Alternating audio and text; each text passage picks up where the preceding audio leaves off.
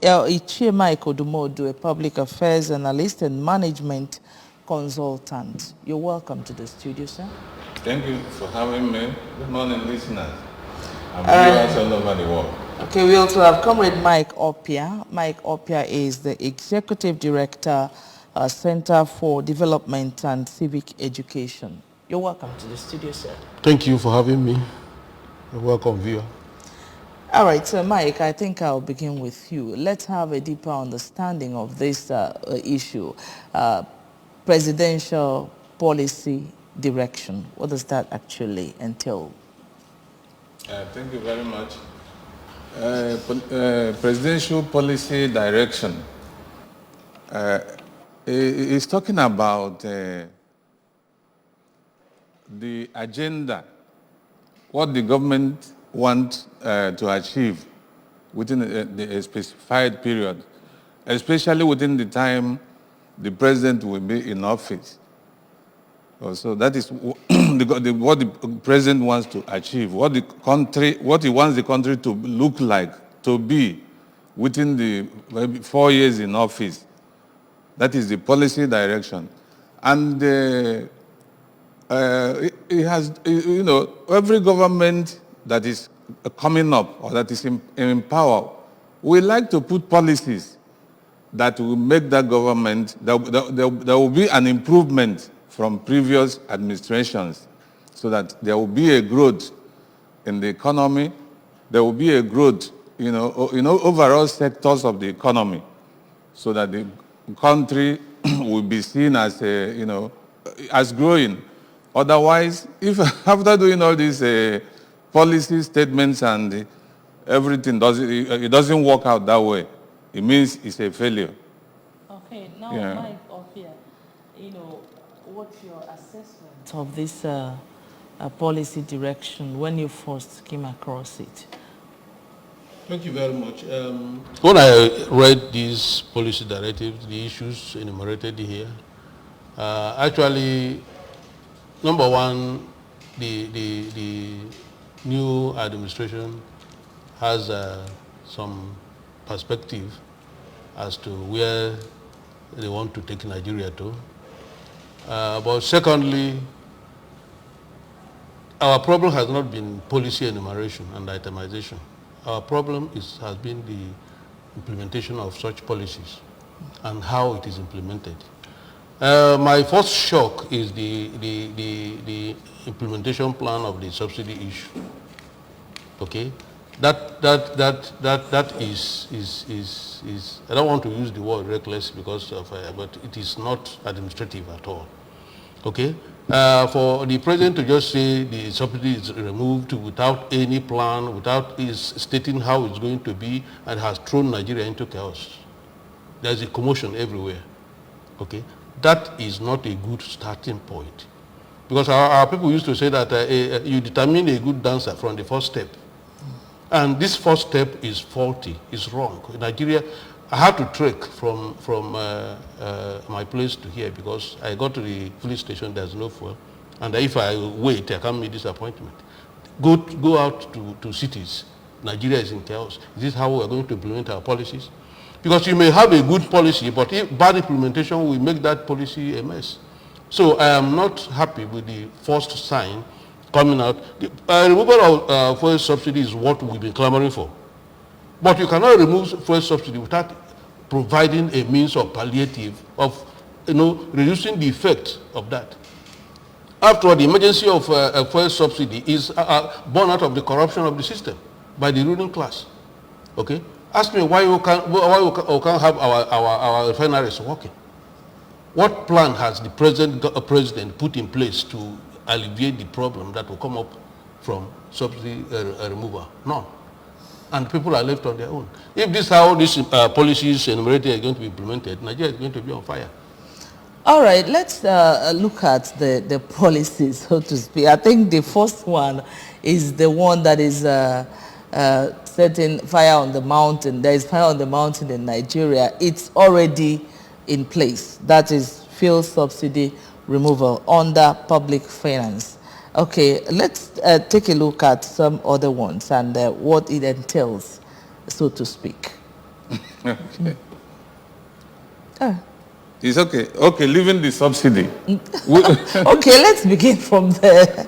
Let's begin from there. I think the subsidy is the end thing, because subsidy is what it looks like is being implemented presently.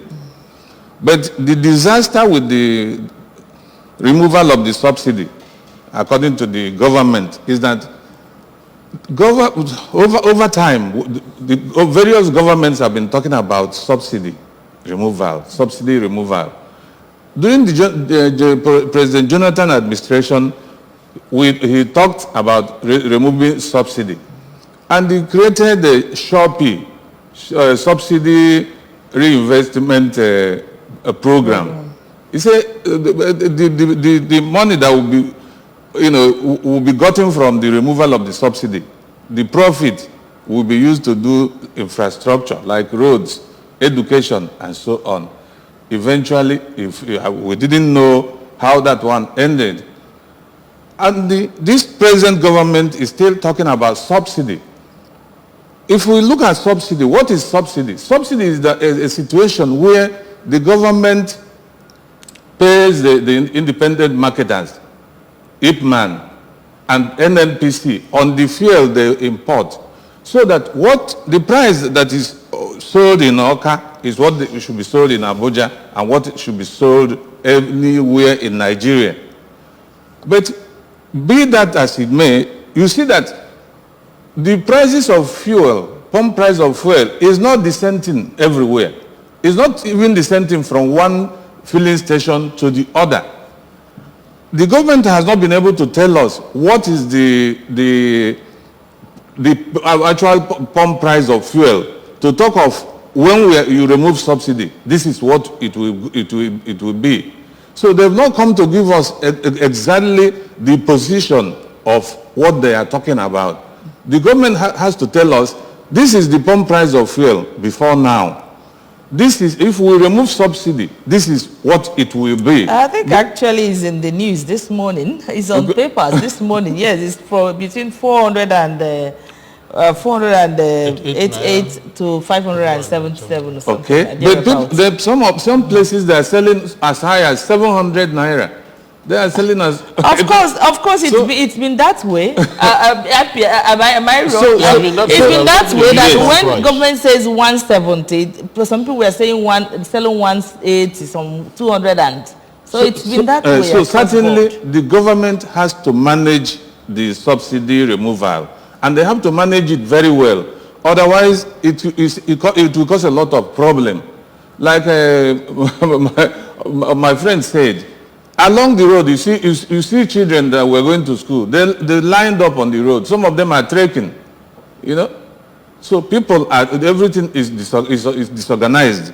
The government has created this disjointment as far as the program of removal is concerned. All right, the country is at a very big mess right away. Okay, and it has to be controlled as quickly as possible, so that we don't get into crisis.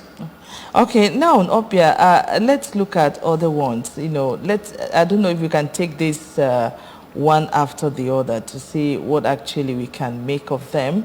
And just like you said earlier, that our problem is not making policies, but actually the implementation. So at this point, as a civil society person, you're always in the field, you're always with the people, and so to speak, that you feel the pulse of the masses more often as you work, as you do your job as a civil society person. So what's your take about some of these policies that we have at hand?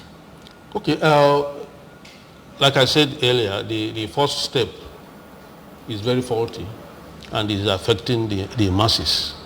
Okay, I remember that yesterday I had two students. One was lapping each other from Aroma to Goodwill Junction, and the keke man said they're going to pay 200. Already they have only 100 naira given to them by their parents, and he couldn't allow them go. I have to give them the subsidy to complete the to complete their fare. That is the crisis. And you go out now, you see students trekking because there was no sign as to what is coming for people to prepare. And that is why we are talking that this is anti-government, people's policy. And it's not good for a new government less than 3-4 days to be happening. And that is one. Now, if we talk about, there are contradictory issues in the policies as we have here.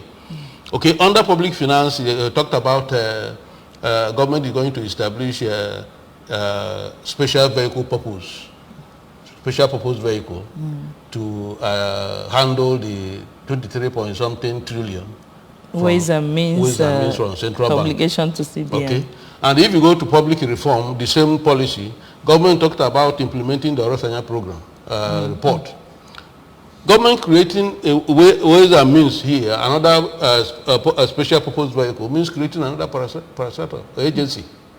But going down there, I said they're going to implement the Orosanya report, which recommended that there are too many agencies, parastatal MDAs in Nigeria. In fact, that report will So it becomes contradictory now. From the beginning, okay? It becomes contradictory from the beginning. That's why I say this is just itemizing issues. This is not a campaign. They should know that campaign is over. Yeah. This is, you are talking of the programs you are going to implement. And we are going to judge them from this policy itemization. So if you are creating another special purpose vehicle to run that program, why? Why not make a department in Ministry of Finance to handle that program? Now, if you create it and now you say you are going to implement the Orosanya program, which recommend that 112 MDAs should be either scrapped, merged together, or sent back to their ministry. How can we reconcile the two? So it is contradictory from the beginning. Okay, so that is the issues we are looking at. So government should know that campaigns are over, that they should tell us what they can do, and they are not talking to children. They are talking to people, Nigerians, that can analyze the situation and keep them where they belong. So that is from our side, from a civil society perspective. And these policies, they did not consult stakeholders to come up with these policies. For example, the issue of subsidy again, they know that labor. What happens to workers whose salaries are still what they are? And the transportation have been increased more than 200%. What happened to them? Some workers have not gotten 30% of the so-called minimum wage. And this is coming up. And government has no pronouncement as to how to address it. And they are already in loggerhead with labor, because that is how it should be. For us as a civil society, this is so insensitive by the new government, and this cannot go down well for Nigerians. All right, I don't know. OPIA have seen some contradictory issues in they released what is it called, presidential policy, the new presidential policy. Yeah. I don't know if there are other things, your findings, in the presidential policy. What else do you find out from there? Before we move on. Honestly, there are so many of them. And one of them is the tax reform. Tax reform, what are they going to reform? Because the problem we have in Nigeria is that the tax is arbitrary. Government will wake up from federal government, they do multiple taxation. And it has not stopped over time. There was a few years ago, the same administration, that just left. They raised our VAT from 5 naira to 10 naira. So some of these taxes the taxes he's talking about, is he saying he's going to bring this one down, or is he going to raise it from 10 naira maybe to 20 naira? Some of these things should be, should be analyzed. Tell the people, what you want to do. So it's not just writing them down, because all the things that are here are too many for what an administration can do. You feel they are much? They are not only much, but they are too much. there's this other one that is talking about power generation and the transmission targets in infrastructure and security. So what is he going to do on the power generation? Some of these things are the things he has to say. Well, we do this. It should be a little analysis behind it so that people will know what is happening. Because as it is today, most of the small and medium scale businesses are going down. They have gone down. One, because of the increase in pump price of diesel. Most of them are no more using diesel. They shifted to petrol because petrol seemed to be a bit cheaper. Now that petrol has equally gone up to this 400 and whatever. So, and the diesel is still 800. Diesel didn't come down. So now that it is this way, where is the common man? Where is the small businessman going? Oh. Meaning, no, actually, what it is talking about is that the small businessman will certainly fold because he cannot buy diesel, he cannot buy fuel, and he must use this generator to work. Okay, no. So it has created a much problem for the Nigerian people, meaning it is almost fight to finish. All right, I don't know. Let's look at the under human capital, where there is this mandatory health insurance scheme to cover at least 40%. Now, we know that a lot of health workers left the shores of this country between 2022 and 2023, and a lot are still living. And we know the state of our hospitals, the state of equipment in our hospitals, how functional they are. What do you think about this mandatory health insurance scheme? Because in Igbo parlance, they say, "Nana is no," or one step at the end, maybe for a menu. Okay, so I don't know. What's your take about that? The issue of in Nigeria has been so difficult to implement because of the usual factors we have in Nigeria. I want to take a cue from Anambra State Health Insurance Scheme, ASHA program, which has become a model for other states to come and copy. The problem with this policy enumeration is that it has not stated how it's going to go about it. So if one will suggest, if you want to make health insurance mandatory, okay, there are steps you have to take before you make it mandatory, so that, is it for the workers? Is it for all the publics? Because that of workers is almost automatically mandatory, because every worker insurance issues are deducted from, premiums are deducted from their salary. So it is mandatory for workers, okay, as far as I know in Anambra State. It's also, the law also made it mandatory for everybody to take the insurance section, but it's very difficult because how many of us can pay the premium? Is government going to pay the premium? It's not, nobody knows. So how is he going to achieve 40% of mandatory health program in Nigeria? He has not stated it. But if you have a very clear step to do it, I think it is a very good decision. And I think they should, the federal government should come to Anambra State and learn if they want to implement it. There will be no ego about it. They come and learn, and then Anambra State will know how to do it. And if they are coordinated enough, that's a very nice program for the masses. What happened to refurbishing of our hospitals? That is the issue. If you look at the aftermath of the Anambra State Health Insurance Program, you see that the state of the hospitals have increased, because any hospital that must be accredited by ASHA must reach a certain standard. And the hospitals, doctors are rushing to meet that standard so that ASHA could accredit them. That is the aftermath, that is one of the advantages of the mandatory insurance program. So if the federal government want to adopt that and really keep to the principle, it means that every hospital in Nigeria that must be accredited by the National Insurance Scheme must reach certain standard. In other words, certain equipment and items must be in that hospital before you are created. It automatically leads to improvement in the status of our hospitals.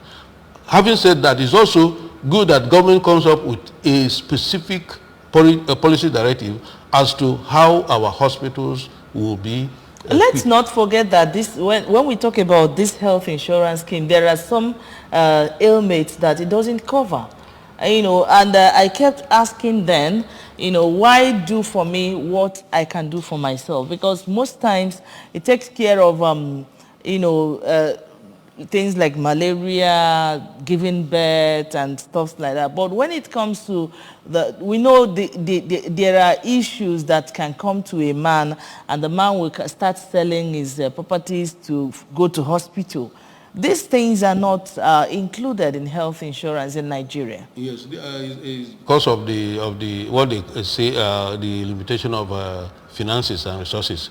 But for me, taking practical experience from Asia, even though there are certain elements that are precluded, there are situations whereby the agency shares cost with the patient, okay?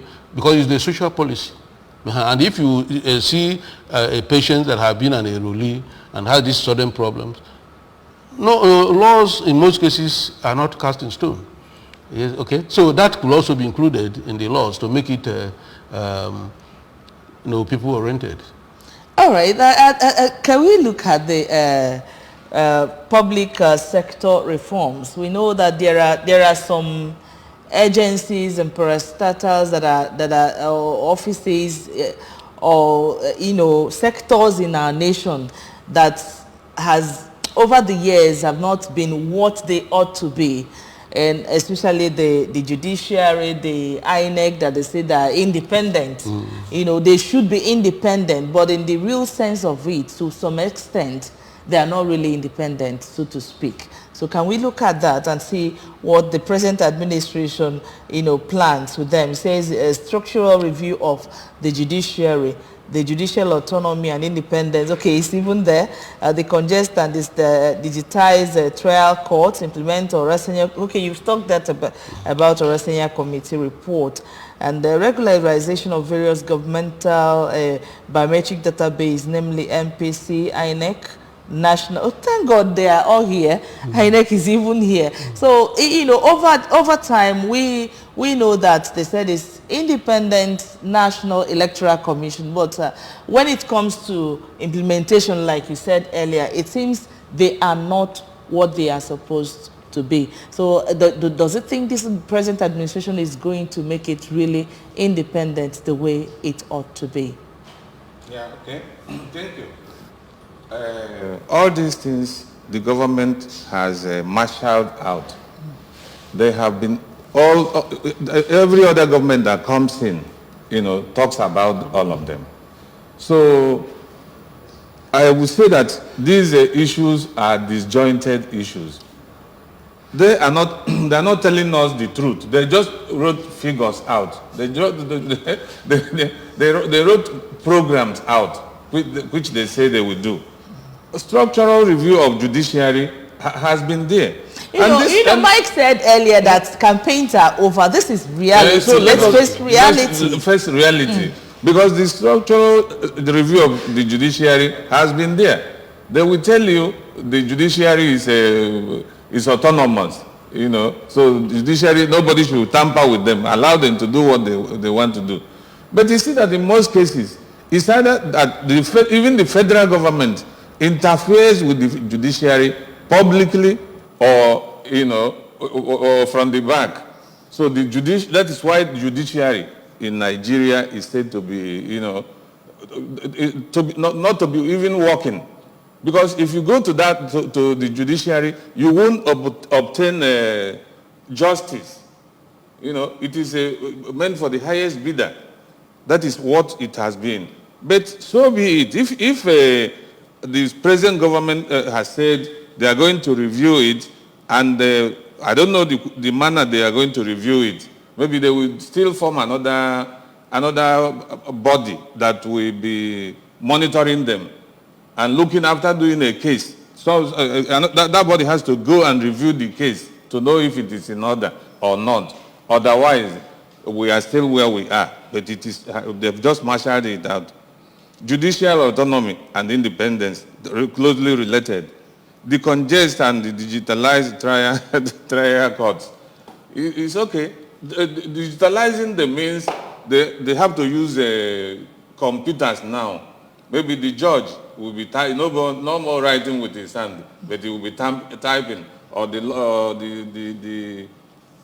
maybe the secretary will be typing for him, or some other person will be typing. Digitalizing it, meaning, again, documentation of files has to be digitalized. Everything about them has to be digitalized, which is okay if they can do it. But one problem is that when we say something to do it is another problem. So they have said all these things. If they are going to do it, they should quickly tell us, they should tell us, each of them, this is the way we are going to do it. The judges, the magistrates, from now you are no more writing with hands. So that when you write, it stands. It's not something you have access to the register, because it's a big register. And they keep writing on it and writing on it. And sometimes in the court, you hear cases of missing court register that the magistrate or the high court judge has been using to write, because they want to manipulate. You come to the court and they say they're looking for judgment book. Okay. So these are the issues. So whatever thing they want to do, it is good. It is well spelled out. They have written it. But let the Nigerian government or the new administration tell the Nigerians the way these things are going to be. All so right. that we won't be learning every time. All right, unbundling the new presidential policy direction. It's the topic at hand on Good Morning Anambra show today. Remember, it's audience participatory. You can call and make your own opinion count. But before then, let's take a short break and feel the pulse of the masses. We'll be right back. Don't go anywhere.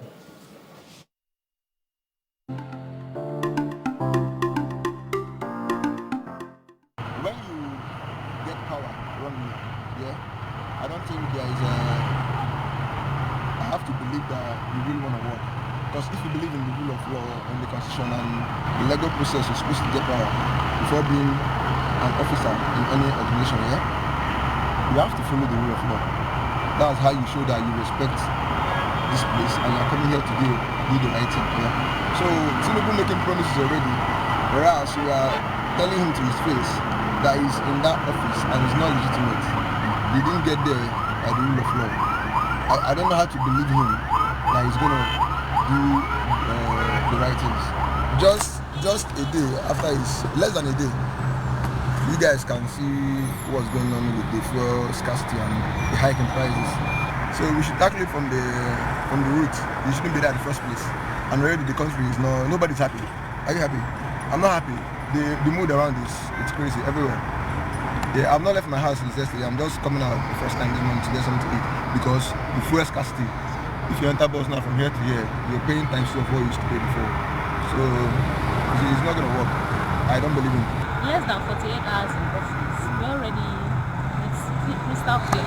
Okay, I pay normally from my workplace to space. I pay 150. But now I'm paying 200. So it's 2 times already.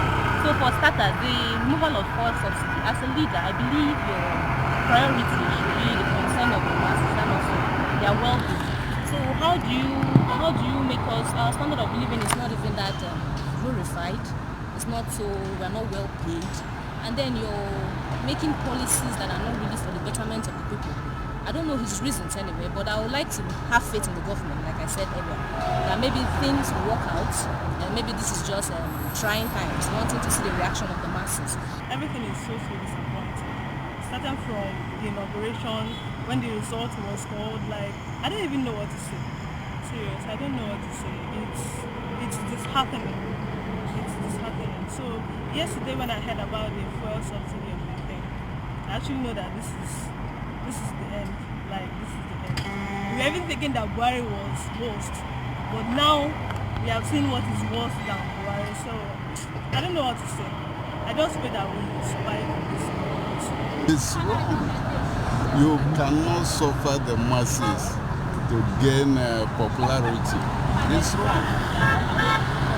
You have to satisfy the masses first before you look for your own gain or your own popularity.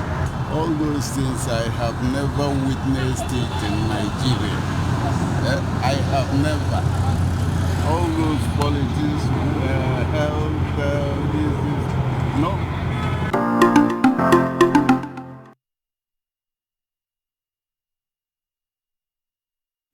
All right, we've gone to the streets to feel the pulse of the masses, and virtually it seems they are saying the same thing, especially with what is currently going on in the nation, the sufferings people are passing through. There's this saying that this too shall pass. But before it passes, you know, a lot must have happened to people, you know. And the last person that spoke said that he has not actually seen where the ruling class have feelings for the masses, that he has never seen it in Nigeria. Do you have any comment on that, you know, as per the biting hard of the feel on the general masses? Well, that is exactly what has been happening in Nigerian political system. The rulers take care of themselves. From what is happening now, you see, the irony of it all is that not only those in government, their families don't feel this impact. So they make laws or directives or policies to suit them. They never put the interests of the people at heart. Typical example, this issue of subsidy that is raging now. Okay, if the government, if the new president knows that if fuel price shifts from 170 to 588, and the salary of a common teacher or a laborer is still 18,000 a month, calculate what the impact it will be on that citizen. He won't do what he has done. He will not do it. But because they do not care, their own is to make pronouncement that will suit them, and citizens could go to hell. And that is the bane of Nigerian development in the political system. So what we are saying for the new government, if they must survive, because Nigerians are more enlightened, conscious, political aware this time around than it used to be. Any government that wants to take a selfish step to its governance process will find it very difficult in this dispensation. So there must be consultations. And talking about the way to meet up all these policies enumeration, which looks like a campaign program, is to go back, especially take the number one program, for example. There was a meeting between government and the NLC Labour yesterday. It ended in deadlock. What I would suggest the government should do is to withdraw this policy statement and start consultation and meetings with the Labour, so that between now and end of June or July, we'll get to an agreeable point. But even Labour agreed that the subsidy should be removed, but not with fiat. It was removed based on certain steps. That is what everybody has been saying. Nobody supports subsidy except those who are benefiting from the fraud. So these are what we suggest for this government. Be more consultative. Be less, because the first step shows no military style of doing things, which will not augur well with Nigeria in this dispensation. This goes down to all the policy items there. If you are going to implement all these things, get down to the level of the people, consult the people, and be serious in implementing them. That's the number one step they must take. If it is to sit in Aso Rock and issue executive orders and the rest of them, Nigeria will not go forward with it in this dispensation. This is very, very important. All right. Talking of the unbundling the new presidential policy direction, I think we've really looked at most of the things here, the items. Like he said earlier, that the issue is not bringing out policies or direction, but its implementation matters a lot. Now, I don't know. We've seen the fuel subsidy removal and the effect of the removal already on ground. Do you think this could form part of the challenges the present administration are going to face in the course of implementing the presidential policy direction? Thank you. Actually, it has been the first big problem of the government. This subsidy thing has been in short, it's now the biggest problem of the government, because people are saying now that the president is one day in office and is giving martial orders to the public, and the public and the citizens are suffering and complaining, So certainly is a big problem, and the government has to go back to the drawing board. When they go back to the drawing board, they will look at the subsidy, because government over. I think it's important at this point for us to look at the challenges, because that's why I asked whether this could form part of the challenges, because even in the news this morning, there is a community in Lagos that are panicking because a pipeline has been busted. So if we can look at the challenges they are going to face, having it at the back of our mind, the way they implemented the fuel subsidy removal. And you see the busting of the pipe, which is a common feature in Nigeria. From one time to the other, these pipes are busting. I don't know in his program of activities, how to checkmate those things are not included, even though everything must not be written down. But the fuel subsidy removal is a very big challenge. It has messed up the whole country. It has messed up even the new system. The new government is now in a mess.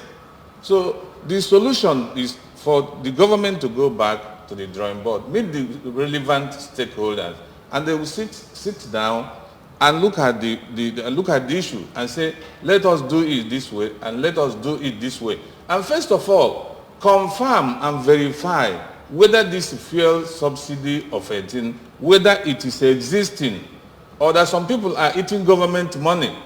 So when that is settled, the federal government has to go and settle and set up or refurbish the existing refineries in Nigeria. Because we have refineries here, but some of them are working. And when they are working, they are making loss in billions every year. At the end of the year, they will tell you this Port Harcourt refinery operated at a loss, which is not supposed to be had everywhere. So these are the areas he has to go to and look at. How is this refinery going to function and function with the aim of making profit? It's not with the aim of, after getting trillions from a refinery in a year, and the whole trillion is gutted away. People ate them, and we're talking of no profit. Dangote, as a private company, private individual, has established a refinery in Nigeria. If Dangote can do that, why can't government do more? These are the things that when we do, we won't be having challenges of fuel. I think it's only in Nigeria that produces fuel. One of the largest producers of fuel, crude oil in the world, is talking about all these things regarding fuel. That is, I think, that's the major area. The new government, if he has something to offer, that is the area he could have gone to say, we are going to do this and do this and do this concerning refineries and even modular refineries at different locations, so that this fuel will be surplus everywhere.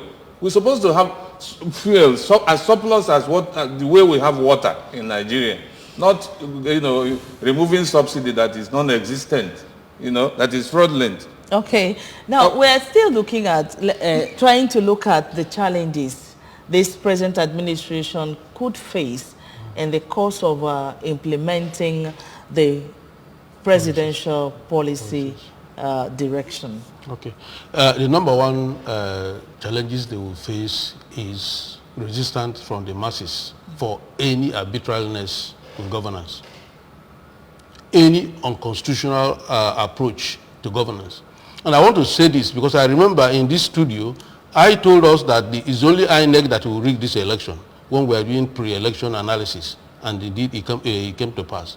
Now, this government is going to be the most arbitrary government. It has started. Number one, the subsidy. Number two, yesterday, the wife of the president was in executive government meeting with with our ADC. So the analysts are saying now we now have president, deputy president, and vice president. Even the elected vice president has no ADC. So you can now see the authority line, which is unconstitutional and arbitrary. They are going to face squarely the challenges from the people, from the masses, from the civil society. Number one. Number two challenges they are going to face is to break the existing cabal. If you look at what people are saying, the appointment and everything, it's like the northern cabal are being challenged to be faced with the western cabal. That's going to be a big challenge. And I would like how that will play up. A very big challenge, yes. I would like that one will play up. Another challenge they are going to face is sabotage. There is always vested interest in Nigerian governance process that there are personal or ethnic interests that sabotage the national interest. This is going to manifest more in this government. Now, the challenge of the economy dwindling, the poverty rate, the insecurity, it talks about addressing insecurity through surveillance. You know, very vague means of addressing the insecurity that we are in. You know, these are issues going to counter that problem, that challenge. How to address this insecurity has been entrenched into our system. Okay, that's a big challenge to this present government. If they are serious about it, the insecurity will be addressed. But if they address it like the Buhari did, it will subdue Nigeria. That is the challenges I see before this government. Citizens' revolt against arbitrariness in governance is going to be high and higher now than it has ever been in Nigeria. All right, we know that, or you will agree with me that every government wants to succeed, and that is part of why they have to bring out the new presidential policy direction. And one thing is saying a thing, the other thing is implementation, like we keep saying here. Now, in what ways do you think this administration could go, or what do you think they can do to see, so that this policy direction can see the light of the day and actually succeed? Because they brought it out because they want to succeed. What do you think they could put in place to make it successful? Thank you very much. Yes, the things they could put in place, there are many. Going through their program of activities they have mapped out.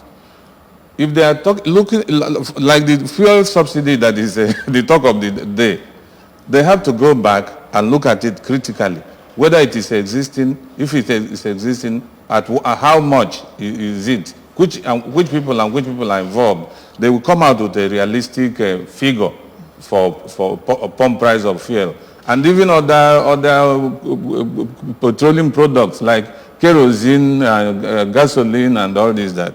So they have to do that. Talking of the going to tax, administration, they have to go back to it and look at it very critically, because Nigerians are being overtaxed. And once the tax is so much, companies begins to fold. When there is much tax, sometimes double taxation, the companies begin to go down. So they have to look at it, because they are making money from the crude oil sales. And just recently, the price of a barrel of crude oil has risen. It's on the increase now. They go to electricity, because the whole thing that is drawing the whole country back is electricity. Because there is no electricity, no normal company, no normal establishment, can function. Because without electricity, the percentage of electricity you have in your country, is the percentage of development you have. When there is no electricity or shabby electricity, the country